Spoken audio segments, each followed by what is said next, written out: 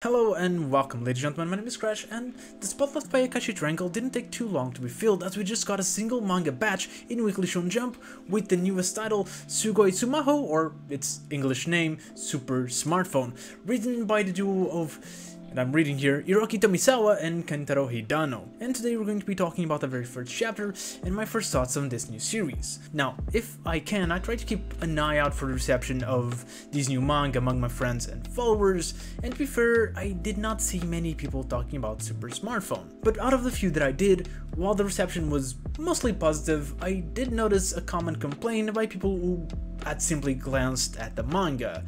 It looked dumb.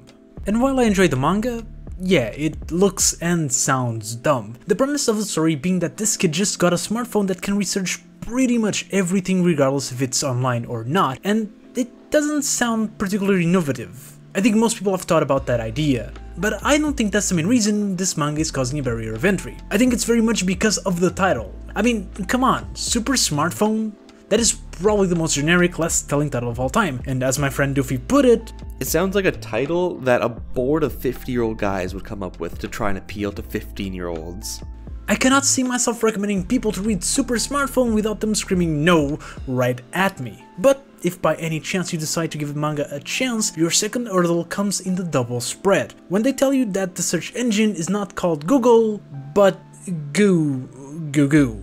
That's not the name of a search engine, that's literally just fake baby noises. And that's the feeling that it gives right away, that this is a childish manga, while the soft design of the characters in art style not doing much to stop that feeling. And that childish first look may make people avoid the series, but that's a pity, because once you go past the double spread and into the actual manga, you're greeted with an actually pretty cool and interesting story. Honestly, it kind of reminds me a bit of Death Note, at least in terms of Death Note's beginning. I'm sure things will change in feel as we move along, but there's definitely commonalities within their very first chapters. First, obviously the two main characters, Light and Q, are a bit similar, both being geniuses that are bored of school and the world. Now, I am bored of characters that just copies of Light, of which there are aplenty. It's normally not a good trope to begin with, and it's a very hard one to fully make an interesting character past making edgy teens think that they're just like them, often just coming out as annoying. That isn't to say that Light doesn't work, but instead that the characters that try to copy him don't. Thankfully, Q does not seem to follow Light's template to a T. He actually seems a lot more relaxed and a lot less edgy. We also understand that his boredness of the world comes from different situations when we get to see his backstory, which we do very early into the chapter. Turns out he's like this because when he was a kid, his brother got kidnapped, and despite all the resources and information available, nobody was able to solve the case. And this backstory really helps make the goals and motivations of the character relevant to the main theme of the series, being information and how it can be used. At least that's what it seems to be about.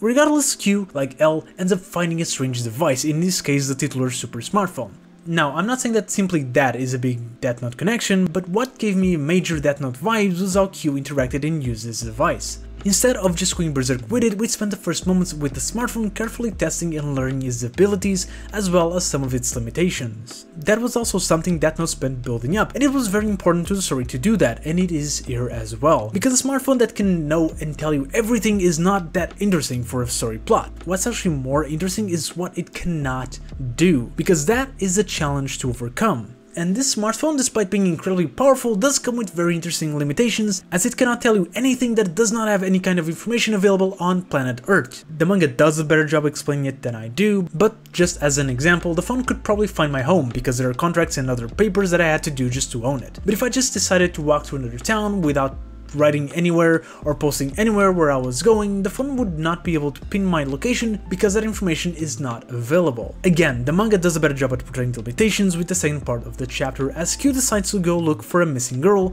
and tries to use the data that is available to limit the list of suspects more and more until he finds the one who kidnapped her. There is also this really dark part where he finds out that the girl's clothing was disposed of, and that is done in the story so that Q can just look up if there's those clothes in people's houses, and of course at the end this is what leads him to find the culprit, as he realizes that one of the suspects was the childless person who just bought children's clothes. It's all relatively innocent, as you would expect from a Shonen Jump manga, but I don't think the author actually realized just what that could have implied. Anyways, after a successful mission, it is now time for Q to try the next obvious thing, see if he can solve the mystery of his missing brother. But in trying to do that, he ends up opening the mysteries that are likely to drive the manga forward. Instead of saying that there's 0 results like it has been doing so far in the chapter, the smartphone just gives him a 404 not found error and insists on him to continue to collect goo points. I still hate that word. These points are things that he won throughout the chapter by using the phone, which are kinda like achievements. So it seems that he needs to continue to use the search engine in order to unlock more of its functions. And he ends the chapter with another question. Q points out that the assistant voice in the phone reacts a lot more like a human being than a simple AI, even going as far as showing emotions. Well, this is not my favorite chapter 1 of recent times. I can at least say that this is probably the most excited I've been to see how a story goes of any recent brand new series. Between the things that are talked about and things that aren't, there's a lot of mysteries to solve. Mysteries that are actually engaging. Is the phone an actual person? And if so, who are they? Are there more super smartphones in the hands of other people, or is it just this one? It seems unlikely to be. And why is it specified in the rules that information needs to be on Earth? It's not relevant to this chapter, but I'm willing to believe that at a certain point it's going to be. There's just so much in it to think about, and I love that. And of course it seems to be more of a case-solving manga in line with what I want compared to last year's ITLC. You know, similar to Detective Conan, but you know, in this case with a more supernatural element. The art is also great. I know I made a comment at the beginning of the video that it didn't do much for the childish first impressions, but I just mean that the series looks soft and round. But the art is pretty good. It actually reminds me a lot of another art style that I enjoyed, which was Redwood's, but a lot more clean. The main characters actually look quite similar. It's hard to say if this manga is going to survive or not. The magazine is currently held to make a proper statement, and with the previous batch of Earthchild and Kanebanashi doing decently well, it'll be even harder for this new series to survive, but I do want to believe in it, however, and as of now, it has definitely caught my attention. And that's all I have to say about the first chapter of Super Smartphone.